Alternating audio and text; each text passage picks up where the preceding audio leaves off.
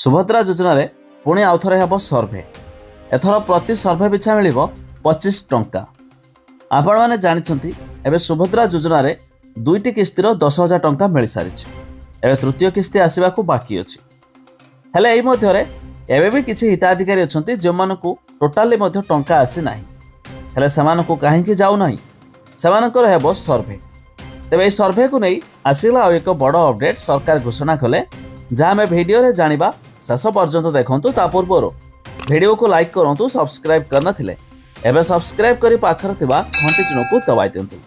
देखंतु कॉलेज छात्र छात्री करिवे सुभद्रा सर्भे।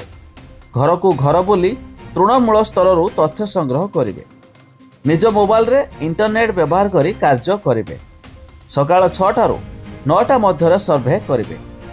प्रति सर्भे पिछा सेमानकु 25 टंका लेखाए प्रदान कराजिवो। एथिपाई तालिका प्रस्तुत करी पठाइबा निमंते उच्च शिक्षा विभाग पक्षरु समस्त कॉलेज अध्यक्ष और विश्वविद्यालय कुलसचिव को निर्देश दिया जायछि। तेबे आपण जानिले एबे द्वितीय किस्ती टंका मिलिबा परे तृतीय किस्ती अनेक हिताधिकारी पाइबाकू जाउछन्ति। किछि हिताधिकारी बिल्कुल टंका पाइ नथिया बेले पुणी मध्य सर्भे करिवे।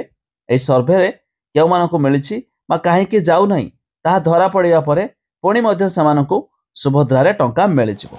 खूब शीघ्र मध्य सुभद्रा सर्भे करिवे कॉलेज छात्र छात्री।